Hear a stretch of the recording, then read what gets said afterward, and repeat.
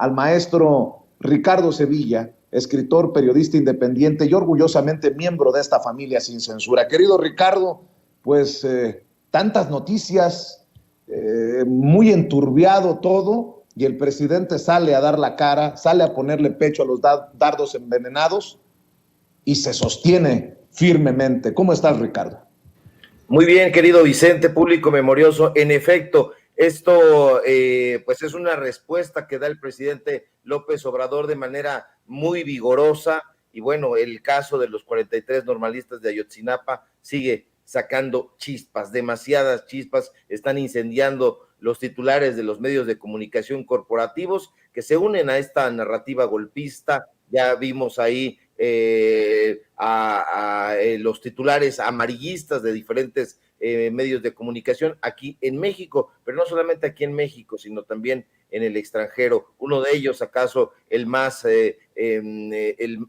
emblemático, el que más le gusta a la derecha, pues es el periódico El País, propiedad del poderoso grupo Prisa, y donde escriben, por cierto, varias plumas conservadoras. Sacó un titular sensacionalista y cargado de dardos pestíferos contra el gobierno de López Obrador. La cabeza de la nota dice simple y llanamente: la familia de los 43 normalistas de Ayotzinapa piden justicia en un zócalo blindado. Y como es de esperarse, viene una crónica tendenciosa sobre lo malévolo que ha sido este gobierno. Y lo cierto, Vicente, es que la investigación del caso sí ha avanzado, y mucho. Eso es incuestionable en las últimas semanas, yo diría en los últimos 15 días. De hecho, ha habido nuevas e importantísimas revelaciones, ha habido también detenidos, pero lamentablemente, infelizmente, y eso se tiene que reconocer, los resultados judiciales no han sido lo que las familias de los deudos esperaban. Y a eso hay que agregar esta renuncia de Omar Gómez Trejo, quien era el fiscal encargado del caso Ayotzinapa, era el que tenía la responsabilidad de la investigación.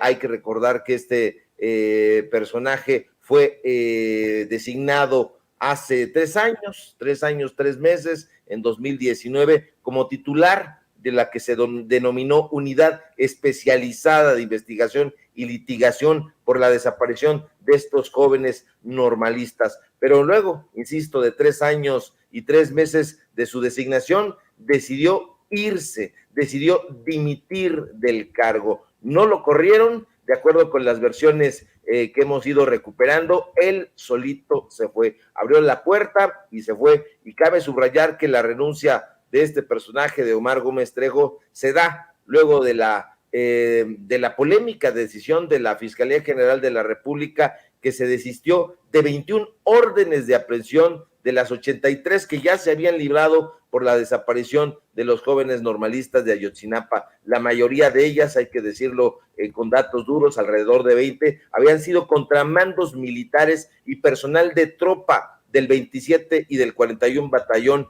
de Iguala de la Independencia, a este lugar que no hemos visto que envíen corresponsales, que no sé por qué tienen olvidado, ni siquiera han ido a las puertas de la normal Isidro Burgos, donde tampoco saben dónde está y cuál es el sentir de los estudiantes que están ahí y que se han trasladado. Ayer vimos a varios contingentes de estudiantes, no los belicosos, no los beligerantes, sino otros contingentes que venían a apoyar. No se les ha hecho entrevistas, no sé por qué. Pero bueno, en los mentideros periodísticos ha trascendido que desde hace días ya había una ruptura entre el fiscal general Alejandro Gertz Manero, Tortuguerz, como le hemos dicho maliciosamente, y me parece que no sin razón, y Gómez Trejo. Y de acuerdo a diferentes versiones que también hemos recuperado, porque estamos leyendo los informes muy quisquillosamente, muy puntillosamente, la diferencia fue de fondo y de forma, y lo que desencadenó esta ruptura fue precisamente que Gertz Manero, el fiscal general, había exigido agilizar la judicialización de los señalamientos contra Jesús Murillo Caram, el flamante procurador de justicia del sexenio de Enrique Peña Nieto, acusado, como la audiencia de Sin Censura lo sabe muy bien, de tortura, de desaparición forzada y de obstrucción a la justicia en este caso que hemos nosotros dicho y estamos seguros de ello, que ha lacerado terriblemente la historia de los derechos humanos, nos ha pisoteado y bueno, se está buscando justicia. No, ahí hubo diferencias, eso lo dice el mismo presidente López Obrador, como tú bien lo glosas, lo escuchamos en la mañanera, el presidente Andrés Manuel López Obrador confirma la renuncia de este personaje de Gómez Trejo y adelanta que se nombrará otro fiscal para ese cargo, al mismo tiempo que asegura que se tiene la firme voluntad de hacer justicia. Y eso es lo que quiere la gente, eso es lo que quiere la familia, pero es lo que quiere también la sociedad mexicana en su conjunto. Y dice López Obrador que este fiscal renuncia porque no estuvo de acuerdo con los procedimientos que se siguieron para aprobar las órdenes de aprehensión. Ahora bien, hay que recordar que Omar Gómez Trejo, Vicente, es un personaje que tiene una historia. De hecho, pues es un personaje que estuvo también hace tiempo trabajando como alto comisionado de las Naciones Unidas para los Derechos Humanos en México y bueno, en la Comisión Interamericana de Derechos Humanos. Y fíjate qué curioso, Gómez Trejo fue secretario técnico del Grupo Interdisciplinario de Expertos Independientes, grupo tan famoso y pues bueno, el cual fue designado, no se nos olvide en ningún momento, por la Comisión Interamericana de Derechos Humanos para proporcionar, fíjate, las recomendaciones sobre el proceso precisamente de búsqueda de los desaparecidos y la investigación de los hechos y la atención integral a las víctimas. Ahí no brilló. Esa es la verdad, no brilló absolutamente nada, pero pues bueno, la prensa corporativa sacará otro perfil biográfico, pero de acuerdo a nuestras propias indagaciones, no fue precisamente brillante. Ahora, me parece muy relevante hacer del conocimiento de la audiencia de Sin Censura, que en su momento Omar Gómez dio a conocer la identificación de un muchacho, uno de los jóvenes normalistas desaparecido de nombre Cristian Alfonso Rodríguez, cuyos restos fueron localizados luego de 6 años en la barranca de la Carnicería, precisamente a 800 metros del basurero de Cocula, donde las autoridades del sexenio de Peña Nieto aseguraban que los estudiantes habían sido incinerados.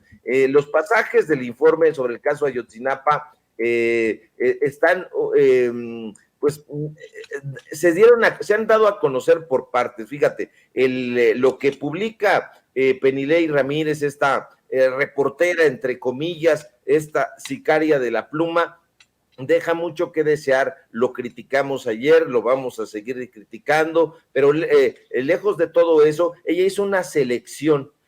No sabemos por qué todavía estuvo en las manos de Penilei ese informe y no sabemos si realmente llegó a las manos del periódico Reforma y se lo dio a Penilei o si ocurrió al revés, si Penilei lo tenía y se lo dio a Reforma para que lo publicaran. No nos queda clara ese asunto, pero cuentan una historia muy distinta de la que conocíamos hasta hoy. Se equivocan esos pseudoanalistas que dicen que esto es exactamente este informe idéntico al de la verdad histórica. No puede decirse eso, primera porque no se conoce todo el informe. En realidad se cuentan dos historias. Una es la masacre de los estudiantes por la complicidad de militares, autoridades municipales, policías y delincuentes. Esa es una. La otra es el encubrimiento que le siguió, que le continuó, hecho por el gobierno federal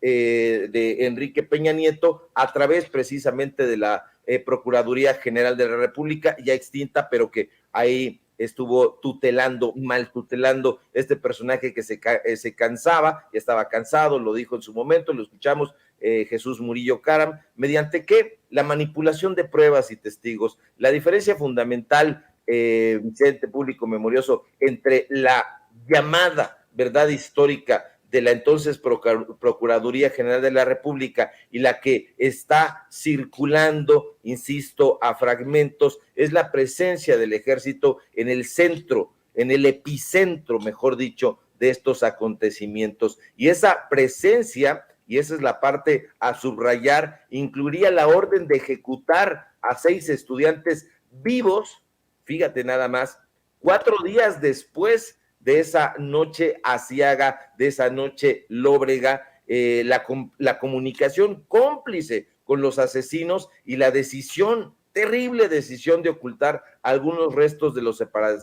desaparecidos en el cuartel del 27 Batallón de Iguala.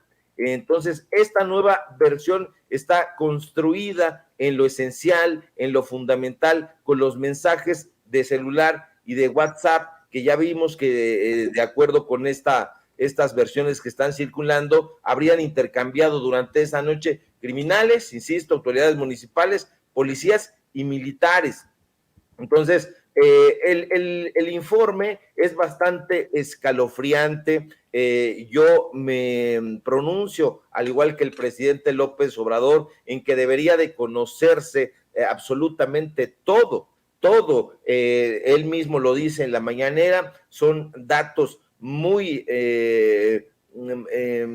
muy difíciles de digerir, son datos muy dolorosos, pero se tiene que conocer la verdad. Esto que dijo más o menos como la verdad nos hará libre, que por cierto es un dicho jesuita, no sé si lo sepa el presidente, yo creo que sí, pero es muy escalofriante, Vicente, porque los estudiantes fueron ejecutados y no fueron ejecutados ni quemados en el basurero de Cocula, como se estuvo diciendo, sino fueron descuartizados, de acuerdo con estas versiones, metidos en bolsas y repartidos entre los distintos grupos criminales para que fueran desaparecidos. La crónica de estos detalles es absolutamente terrible. Unos habrían sido disueltos en ácido, otros echados, arrojados a un pozo, otros más a una mina y otros llevados al cuartel del 27 Batallón. El tema aquí es que yo no entiendo todavía qué es lo que esté pasando en esa fiscalía. Se dice que estas no son pruebas, en efecto, no son pruebas, pero son indicios, Vicente, para que se comenzara a investigar estos hilos para llegar a saber dónde se encuentran los restos óseos de los jóvenes normalistas, qué es lo que han pedido las familias, qué es lo que requieren y qué es por lo que están luchando. Entonces, habrá que ver cuáles son las reacciones de la fiscalía, esta fiscalía perezosa que no ha dado posicionamientos, que no ha salido Alejandro Gertz Manero a decir absolutamente nada. Entonces vamos a permanecer muy pendientes, porque es claro que hablan de dos delitos distintos a investigar: el crimen de los normalistas asesinados y el encubrimiento ulterior del gobierno federal. Fíjate, mi querido Ricardo, que hay declaraciones, por ejemplo, de Vidulfo Rosales, el abogado de los padres y madres de los normalistas desaparecidos de Ayotzinapa. Nosotros hemos buscado a Vidulfo Rosales sin éxito, pero Vidulfo Rosales, precisamente, con Carmen Aristegui, hay que decirlo, hizo estas declaraciones. Écheme el audio, mi querida Ceci, porque Vidulfo Rosales asegura que la Secretaría de la Defensa Nacional ha presionado a la Fiscalía General de la República para que los militares acusados no comparezcan ante jueces. Y esto es donde el presidente dice, se enturbia todo, pero que quede claro que vamos a llegar hasta las últimas consecuencias. Escuche. Sí, parte de lo que ahorita pusiste en el noticiero. ¿Qué dices sobre el tema?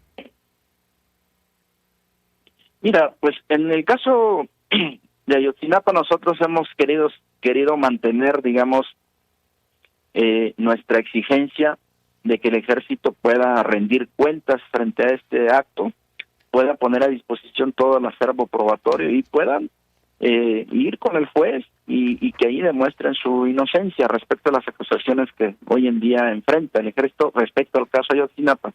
Lo hemos querido mantener, digamos, un poco alejado del debate que hay hoy en día nacional respecto a la militarización, justamente para que no se mire que hay una intención deliberada de que nosotros queremos afectar al Instituto Armado, al Ejército como institución. No. Nosotros lo que estamos diciendo es que hay responsabilidades concretas, directas e indirectas, de elementos del Ejército Mexicano incluso de la alta jerarquía militar, que tienen que ser plenamente investigadas.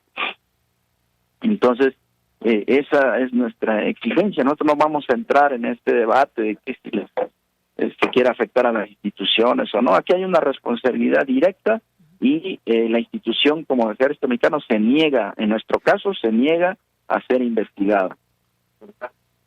Fíjate, mi querido Ricardo Sevilla, que precisamente leo sobre el tema de la Secretaría de la Defensa Nacional.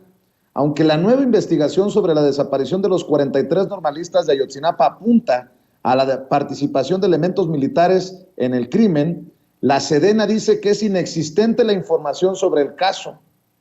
Dice el periódico El Economista que se le solicitó que entregara los reportes generados por la desaparición de los estudiantes el 26 de septiembre de 2014, así como informara sobre si había investigaciones internas y sanciones en contra de elementos por la posible ejecución de algún delito por parte de sus elementos. El Estado Mayor de la Sedena, en primer momento, respondió que era inexistente la información, y tras interponer un recurso de revisión sobre la respuesta del Ejército, el INAI resolvió que la Sedena tenía que hacer una nueva búsqueda exhaustiva.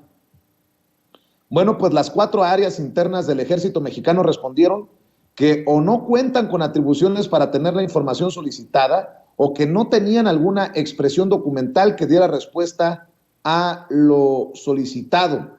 Las instancias de la Secretaría de la Defensa Nacional indicaron que no contaban con información sobre sanciones o apertura de investigaciones internas sobre la actuación de militares durante la desaparición de los normalistas de Ayotzinapa. A eso súmale, en el caso del fiscal que renuncia, ahora exfiscal Omar Gómez Trejo, que antes de que llegara a la fiscalía del caso Ayotzinapa, él fue secretario ejecutivo del Grupo Interdisciplinario de Especialistas Independientes, que desde su primer informe el 15 de septiembre de 2015, 8 meses después de conocerse la llamada verdad histórica de la PGR, fue absolutamente crítica y marcó el papel del Ejército como uno de sus blancos.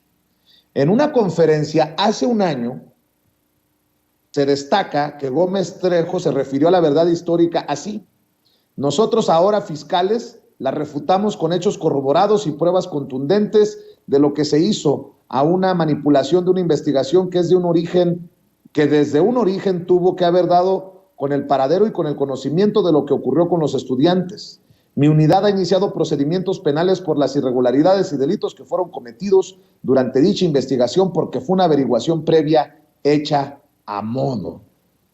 Hay que decir que se va el fiscal, como ya lo mencionaba Ricardo, cuando a unos días de que la Fiscalía General de la República se desistiera de 21 de las 83 órdenes de aprehensión solicitadas contra militares. Bueno, mi querido Ricardo, para aportar a todo esto que nos comentas y que analizas para la audiencia de Sin Censura. Sí, fíjate, Vicente, que aquí es muy relevante insistir en esta propuesta del presidente López Obrador en torno a que se conozca toda la historia. A diferencia del informe que sostiene o trató de sostener la verdad histórica, así llamada, no conocemos este informe. Este informe que fue testado, como se está poniendo en boga el término, es decir,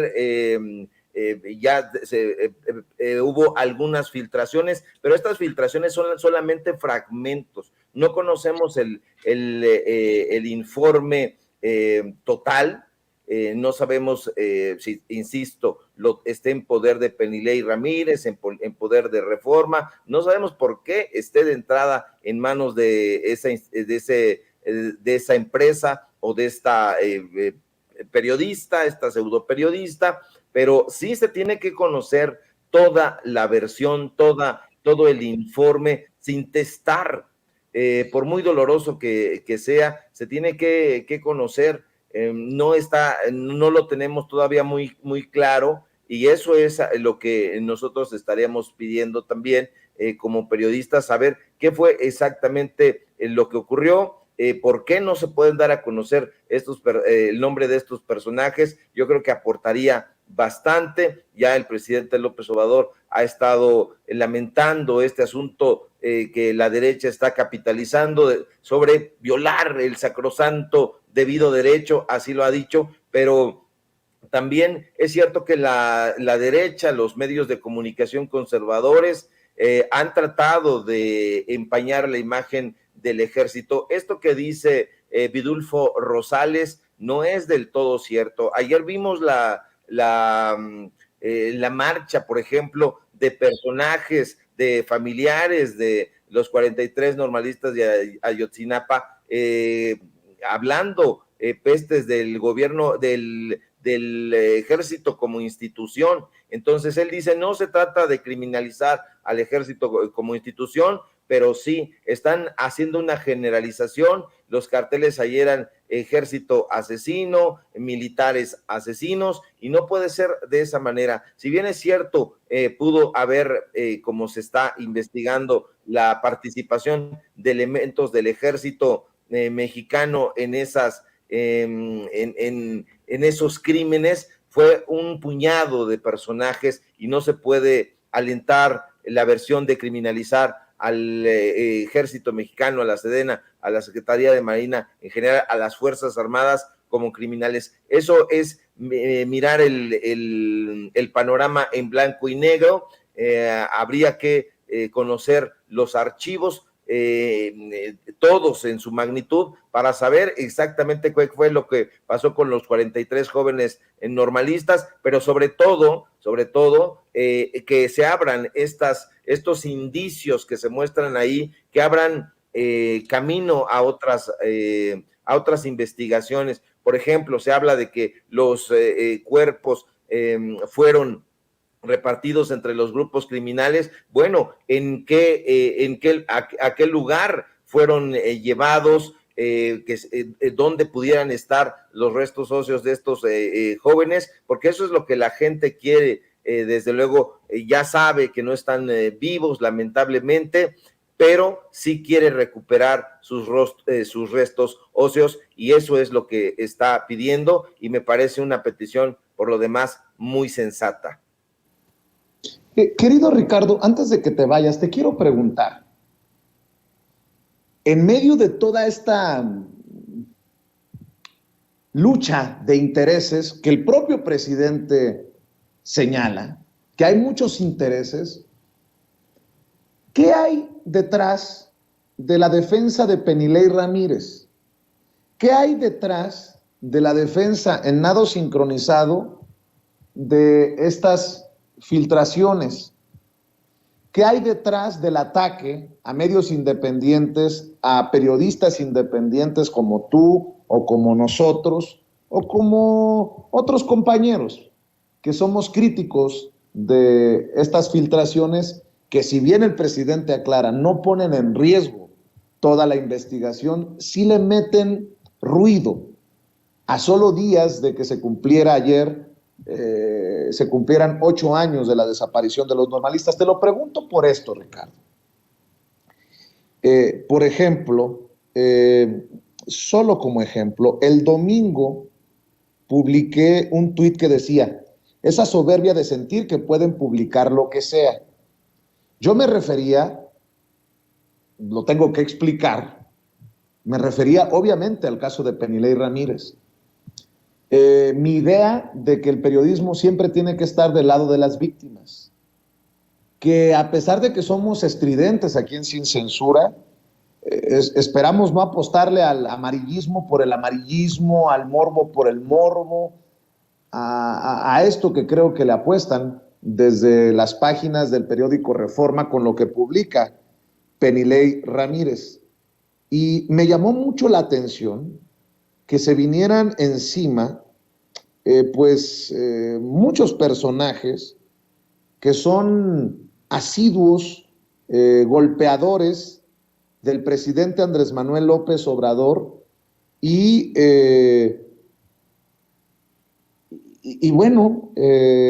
también defensores de los intereses que creo yo están en contra del pueblo de México.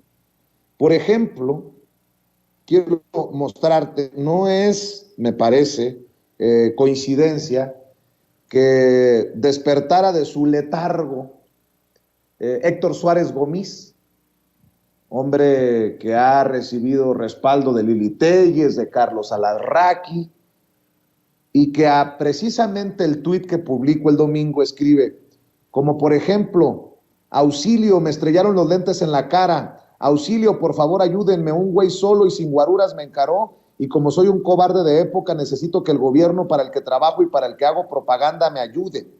Obviamente yo le contesté, ¿no? Que creo que es lo más, lo irrelevante de todo esto para mostrar el nado sincronizado, pero lo comento. Escribe el que hasta conferencia de prensa organizó para decir su verdad, el que le habló a López Dóriga para explicar que quita lentes como mago, mejor explícale a la jueza el 29, Pelón Gómez. Pero también se sumó a esta respuesta a un tuit de tu servidor. Yo pensé que iba a cantar aquella, no me creas tan importante, no, esa es no te creas tan importante, pero ¿qué importancia le dan a lo que dice uno en redes sociales? Mauricio Castillo, el que fue patiño de Adal Ramones por tanto tiempo, dice, a mi tuit, definición de escupir para arriba, felicidades, siempre aprendemos algo de ti. También le contesté, gracias, tú eres una cajita de monerías, Mauricio Castillo. ¿Quién iba a decir que después de quedarte en la calle, pues ya ni de patiño te quisieron? Ahora busques convertirte en promotor y organizador de eventos en el Zócalo, ridículo. Y es que él decía que si le daban el presupuesto que se usó para traer a Grupo Firme y a los Tigres del Norte, él también llenaba el Zócalo, y sin necesidad de pedir que votaran por él. Marco Levario Turcot, el director de la revista Etcétera, publicó, no entiendes la labor de Penilei Ramírez, ella es periodista e hizo lo que tenía que hacer, tú eres un palero.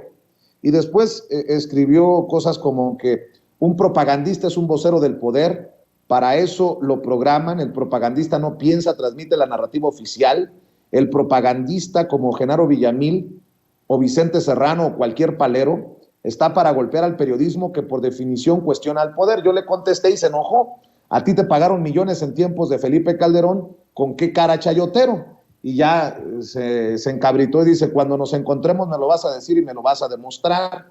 Súmele a este personaje llamado Marieto Ponce, que se subió al ring con César Gutiérrez Priego hace unos días, dice, es lo que hacen los periodistas que no están amaestrados.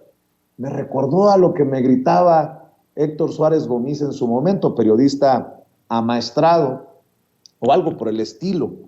Pero no sé si entiendas mi punto y espero que me ayudes a analizarlo, Ricardo Sevilla, estos personajes que defienden a Penilei Ramírez, que lo atacan a uno por expresarse, y estoy tratando de entender qué intereses hay detrás de todo esto, traen estas críticas. Bueno, hasta este video que ayer le mostraba a la audiencia de Sin Censura Nocturno nos dedicó Marco Levario Turcot, el, insisto, director de la revista Etcétera, un hombre que es barbero de personajes como López Dóriga, que le da espacio a, por ejemplo, Mariana Gómez del Campo, y esto fue lo que dijo. Échalo, Ceci. Ya lo decía Sócrates, los tiranos se rodean de personas malas porque ningún hombre de espíritu elevado los adulará. Que ni mandado a hacer ese retrato para personas como Vicente Serrano. Yo entiendo bien que muchos de mis colegas frente a este porro oficialista se hacen a un lado, lo ignoran y atienden a lo importante porque detenerse frente a los ladridos de los perros, también lo decía el clásico, distrae de las altas encomiendas que cada uno de nosotros tenemos. Siempre entendiendo esa situación, sin embargo, en Etcétera y yo en lo personal, no estamos dispuestos, por supuesto, a permitir que este sujeto continúe haciendo de las suyas como lo ha intentado con otros personajes de nuestro intercambio público, como ha vejado o querido hacerlo a Lili Téllez, como lo ha hecho con don Rafael Loret de Mola, como lo hace permanentemente con distintos actores de la vida pública que cuando lanzan ideas escuchan de él escupitajos o soflamas, cuando no ventosidades por la boca. Así es que, en efecto, yo en lo personal le he dicho al señor Vicente Serrano que nos vamos a encontrar y que él tiene ahí la posibilidad de decirme de frente y no amparado en la lejanía de las redes sociales lo que ha señalado de mí, y tiene la obligación de demostrar la serie de acusaciones que lanza en contra mía como un supuesto chayotero. León cree que son de su propia condición, aunque en el caso de él es un gato, en relación con supuestos chayotes que yo haya recibido de Felipe Calderón. Él miente, por supuesto, pero quiero justamente que él me lo diga de frente y me lo demuestre. Ahí, en ese momento, nosotros filmando y grabando, estaremos difundiendo lo que él me conteste. El caso es que nosotros sí, a veces cuando caminamos, tenemos que remover la mierda. Bueno, yo, con mucho respeto para Marco Levario Turcot, le digo, así no, Marco, vas a herir mis sentimientos, no voy a poder dormir en la noche. Es más, batallé para dormir anoche después de escuchar lo feo que te expresas de tu servidor. Pero nada más para abonar, mi querido Ricardo, y después de escuchar tus opiniones, quiero rescatar una de las declaraciones que hizo Anabel Hernández. Ojo con lo que voy a decir, he sido muy crítico de Anabel Hernández, pero solamente para meterles un periodicazo en el hocico a todos estos que han estado tomando las declaraciones de Anabel Hernández como los de la gran periodista de México con pantalones, valiente, que ha señalado, creo yo, muy irresponsablemente, nexos del gobierno del presidente Andrés Manuel López Obrador con el crimen organizado. Bueno, pues ahora retomo lo que le dijo ayer a La Octava con Jesús Escobar, Anabel Hernández, solo para que entiendan y desbaraten a sus ídolos de barro, estos personajes que se vienen. Y por cierto, les digo, vénganse de 10 en 10, cabrones. Pero, a ver, no sé si tengas, mi querida Ceci, ya el audio de Anabel Hernández que le envié a don David. Vamos a escuchar las declaraciones de Anabel Hernández. No es Vicente Serrano, es la mujer que han estado alabando estos personajes porque tiene muchos pantalones y que ayer señaló como mentirosa a Penilei Ramírez. Habló de un engaño de Penilei Ramírez. Escuche, por favor. Se le filtra a una periodista, esta Penilei Ramírez, un documento donde en realidad las partes sustantivas ya eran públicas, donde la propia periodista, es imposible para mí describir o entender por qué manipula el documento, engaña a la audiencia, le hace creer que lo que está revelando es nuevo, es exclusivo, les hace creer en la manera que redacta a través de un tuit, con la frivolidad y la banalidad de un tuit. Trata de insinuar que la Comisión de la Verdad había ocultado información cuando no es así. Toda la información sustantiva que según la periodista, pues nada más engañó pues a quienes no conocieran el expediente y a quienes no están siguiendo día a día el seguimiento del caso, ¿no? Pues habrá algunos despistados que habrán pensado que qué gran novedad. Todo eso ya se había dicho y lo habíamos dicho muchos periodistas antes, pero más allá de eso, que eso pasa a un nivel secundario, lo más importante es que eso ya era parte de una nueva versión documentada y que se está judicializando por parte de la Comisión de la Verdad y de la Unidad Especial. Entonces, querer pretender que esa información era nueva, inédita, era con el fin realmente en esta parte de estos mecanismos de boicot que están ocurriendo. Bueno, yo escribí esa soberbia de publicar lo que quiera o lo que se les dé la gana. Anabel, la mujer que han defendido desde este círculo como una verdadera periodista de pantalones, habla de que Penilei Ramírez engañó a los lectores, a sus audiencias, y me tiran mierda a mí. Más aún, defiende Marco Levario Turcot a Lili Telles, que no ha visto los videos. Por cierto, Marco, a ti sí te queda eso de que estás bajito, muy bajito, de Lili Telles que me quiso aplicar a mí. Tú sí estás bajito, Marco. Y defiendes a Rafael Loret de Mola. Mira en qué momento lo defiendes. Cuando circula este audio, no sé si lo tengas todavía, Ceci, el audio en el que se exhibe él solito por estar en la nómina de Latinus y despotrica contra su hijo Carlos. No, pues, oigan, si yo nada más le pregunté por su hijo Carlos y se aventó aquel berrinche de que hasta golpeó la mesa, pero pues si él se expresa más cabronamente de su hijo que yo.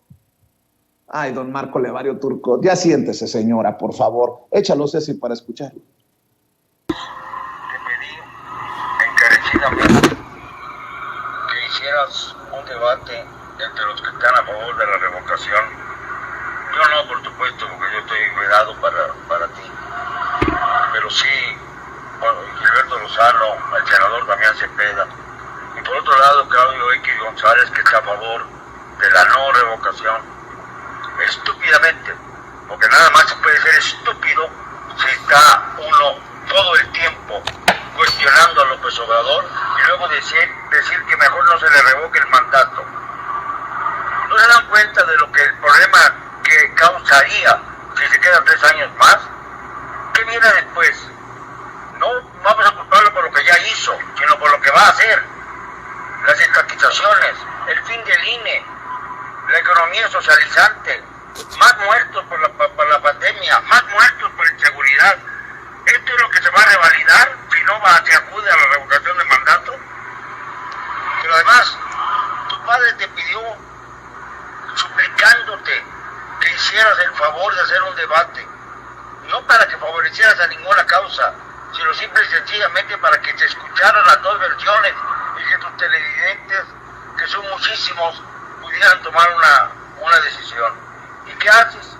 Entrevistas solo a Claudio X González, con quien me habías dicho que no había podido lograr entrevistarlo. Estoy yendo a Toluca a dar una conferencia más en pro de la revocación. Dime tú con qué cara voy a llegar, con qué cara me voy a presentar, qué voy a decir, que mi hijo y yo estamos en mandos opuestos, que mi hijo y yo no tenemos nada en común, que mi hijo y yo estamos buscando que golpear a López Obrador, pero que tú quieres que se quede. ¿Qué voy a decir? Dime nada más, ¿qué voy a decir? Estoy despedazado. Cuando ya estaba yo contento porque había yo entrado a la nómina de Latinos, me haces esto, hijo.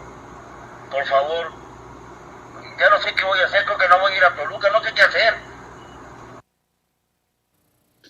Cuando ya estaba en la nómina de Latinos, yo te pedí un favor, mijo. El papá pidiéndole favores para las coberturas periodísticas. Ya me veo yo haciéndole caso a mi mamá. No entrevista a fulano, no entrevistes a Mengano. O a mi papá, fíjate que tengo una... Válgame Dios. Y se molestan, dicen que yo abusé del señor por preguntarle por su hijo. Pues sí, le puso una repasada a su hijo. Casi le llama chayotero de Claudio X González porque nada más lo entrevistó a él.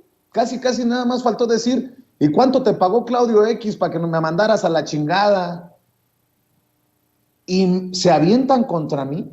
A ver, nada más le voy a decir una cosa. No pretendo ser el protagonista de la noticia, pero me llama mucho la atención que para un comentario crítico se vengan en montón. ¿Qué hay detrás? ¿Qué intereses hay detrás?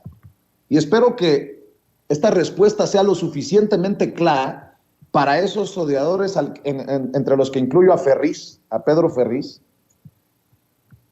para que quede claro que entre ustedes mismos se están llenando de mierda, o están llenos ya, apestosos. Mi querido Ricardo Sevilla, me llama mucho la atención lo que provocamos desde medios independientes como Sin Censura, desde tus trincheras, desde las de tu servidor.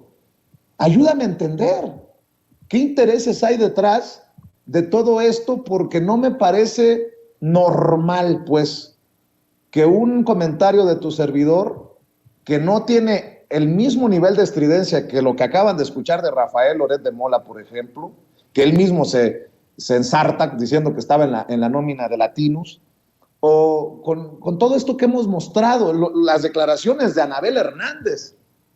No sé, ayúdame a entenderlo, Ricardo Sevilla.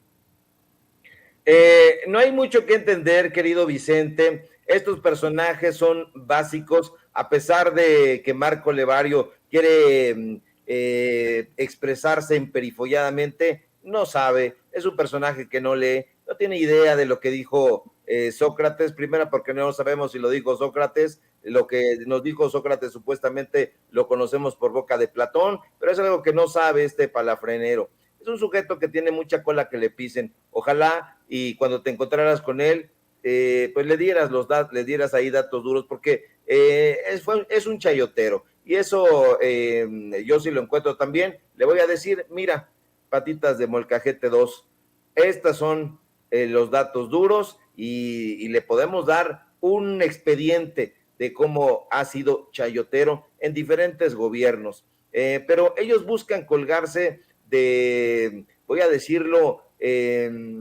farandulescamente, buscan colgarse de tu fama, de tu reconocimiento, porque a ellos nadie los ve.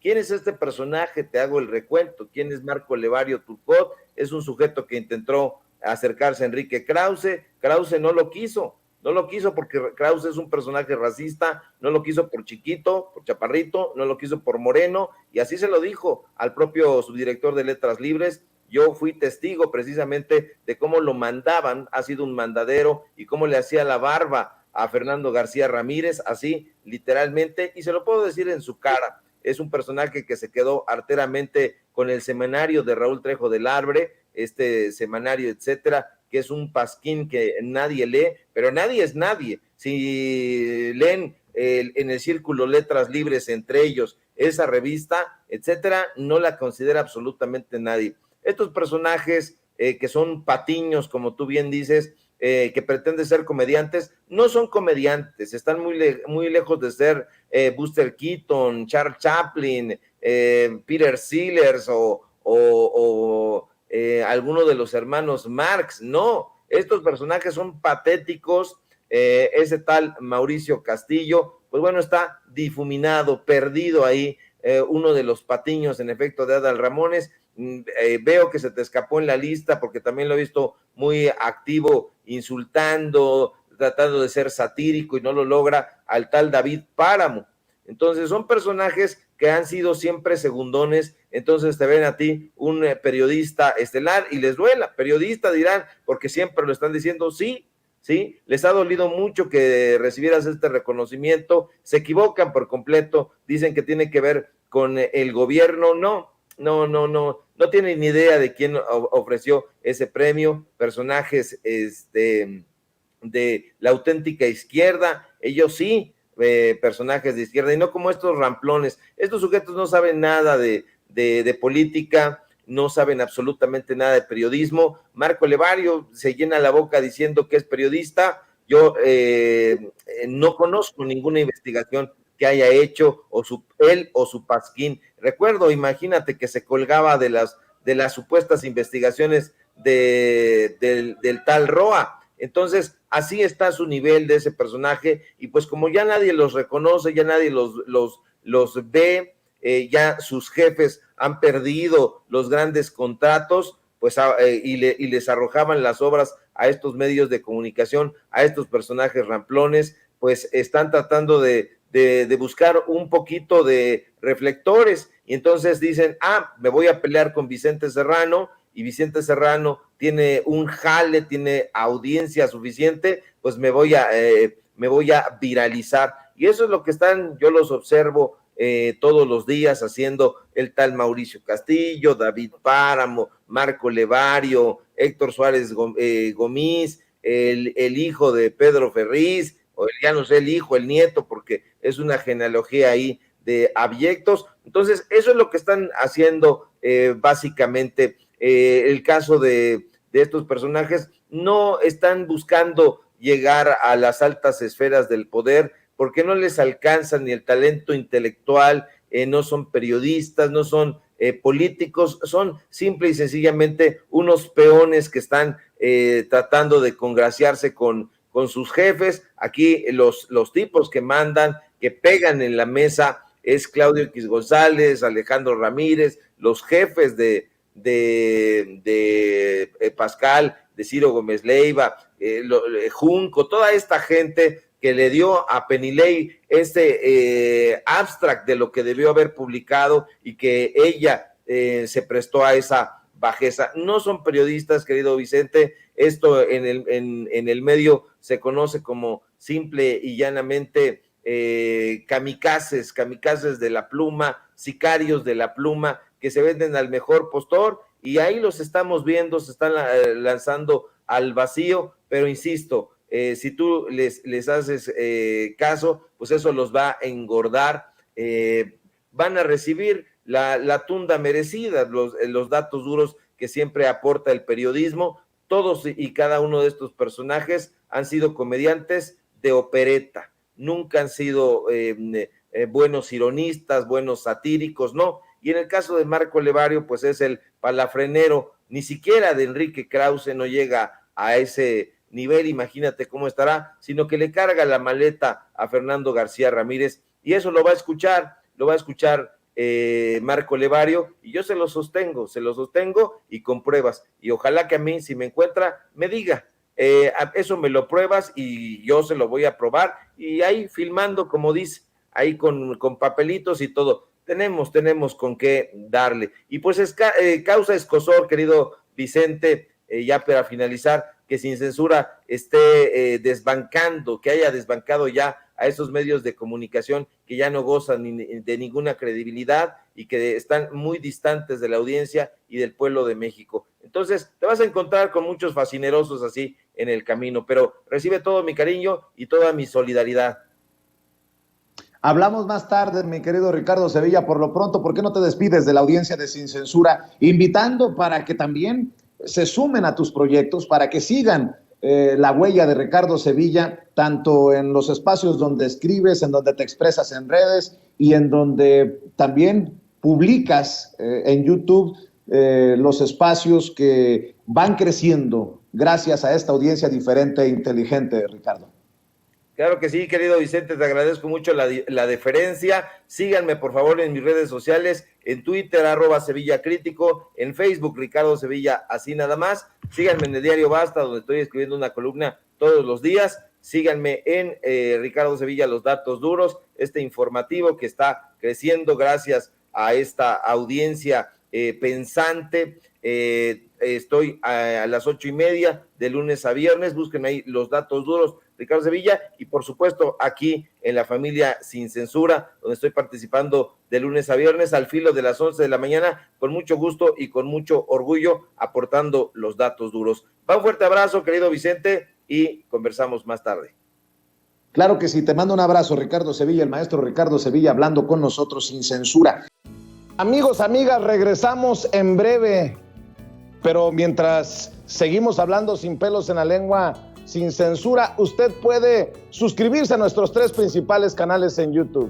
Sin Censura Media, en donde tenemos más de 1,600,000 suscriptores. Sin Censura TV, en donde tenemos más de 1 millón de suscriptores. Y en Sin Censura Presenta, en donde queremos llegar muy pronto a los 100,000 suscriptores. Si usted ya está inscrito en Sin Censura Media, suscríbase en Sin Censura TV. Si ya está suscrito en Sin Censura TV y Sin Censura Media, suscríbase a Sin Censura Presenta. Recuerde que es gratis, no tiene que sacar un solo centavo de su bolsillo para apoyarnos. Dele clic en la campanita para que los señores y señoras de YouTube Envíen las notificaciones cuando estemos transmitiendo en vivo y en directo o estemos subiendo videos. También nos puedes seguir en Twitter en @Vicente Serrano y hasta en Instagram.